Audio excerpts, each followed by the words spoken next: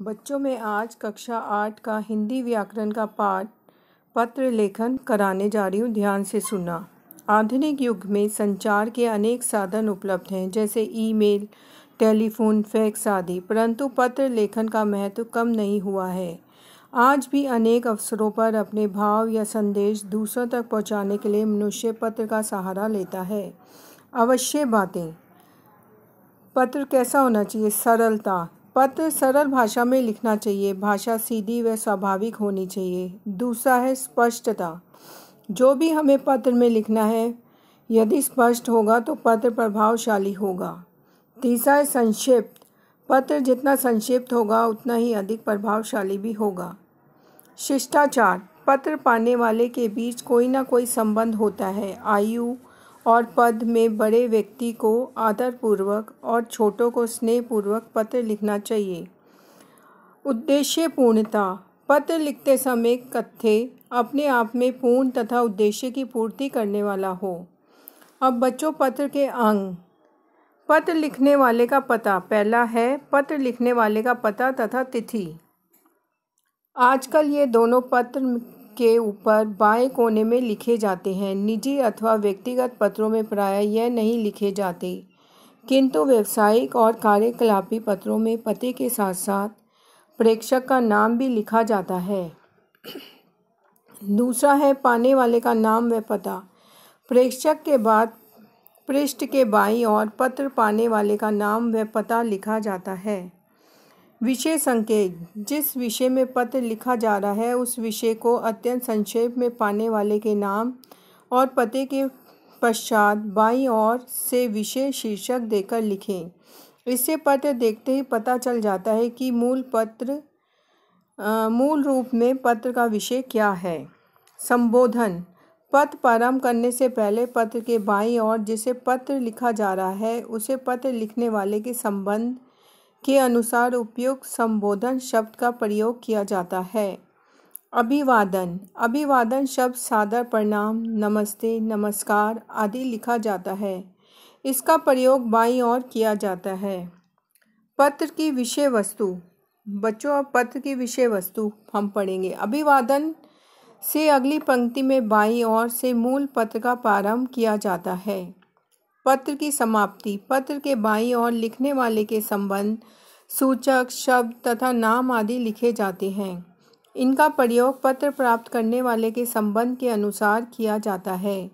भवदीया, आपका आज्ञाकारी, शिष्य, अनौपचारिक, तुम्हारा, आपका, प्रिय, स्नेहशील, स्नेही आदि। हस्ताक्षर और नाम। अंत में भेजने वाले के हस्ताक्षर होते हैं। हस्ताक्षर के नीचे कोष्ठ में भेजने वाले का पूरा नाम अवश्य दिया जाना चाहिए। संलग्नक। सरकारी पत्रों में प्रायः मूल पत्रों के साथ अन्य आवश्यक कागजात भी भेजे जाते हैं। इन्हें उस पत्र के संलग्न पत्र या संलग्नक कहते हैं। पुनश्च। कभी कभी पत्र लिखते समय मूल सामग्री में से किसी महत्वपूर्ण अंश के छूट जाने पर इसका प्रयोग होता है। अब बच्चों, पत्रों के प्रकार कितने होते हैं? 2। औपचारिक पत्र और अनौपचारिक पत्र। औपचारिक पत्र में क्या आता है? अर्ध सरकारी, गैर सरकारी, सरकारी कार्यालय, व्यावसायिक पत्र, आवेदन और प्रार्थना पत्र। अनौपचारिक पत्र। निजी पत्र, व्यक्तिगत पत्र, पारिवारिक पत्र। अब हम पढ़ेंगे औपचारिक एवं अनौपचारिक पत्र के आरंभ व अंत की तालिका। पत्र का संबंध, पत्र का प्रकार और संबंध। अभिवादन के शब्द पत्र के अंत में। व्यक्तिगत पत्र। पिता पुत्र को, पुत्र माता को, भाई बड़े भाई को, मित्र मित्र को, शिष्य गुरु को, गुरु शिष्य को, अपरिचित व्यक्ति को। प्रिय। अभिवादन के शब्द प्रिय, आयुष्मान, नाम लिखेंगे हम उसका। पूजनीय, माताजी, आदरणीय भाई साहब, प्रिय नाम, पूजनीय, आदरणीय, गुरुजी, चिरंजीवी, नाम, महोदय, श्रीमान, महोदया, प्रिय, महोदया। पत्र के अंत में लिखेंगे तुम्हारा पिता, आपका स्नेही, आपका अनुज, तुम्हारी सखी, तुम्हारा मित्र, आपका आज्ञाकारी शिष्य, तुम्हारा शुभ आकांक्षी, भवदीया, आपका। अब व्यावसायिक पत्र क्या होते हैं? जो हम पुस्तक विक्रेता को लिखते हैं उसमें लिखेंगे हम प्रिय महोदया और अंत में लिखेंगे भवदीया और आपका। कार्यालयीय पत्र क्या होते हैं? बैंक मैनेजर को, रेलवे अध्यक्ष को, महानिर्देशक को, आकाशवाणी को, केंद्रीय मंत्री को, भारत सरकार को और संपादक को। इसमें हम लिखेंगे श्रीमान, महोदय, मान्यवर, श्रीमान, परम मान्यवर, माननीय, मान्यवर। भवदीय, आखिरी में हम लिखेंगे प्रार्थी, विनीत, प्रार्थी, विनीत, भवदीय।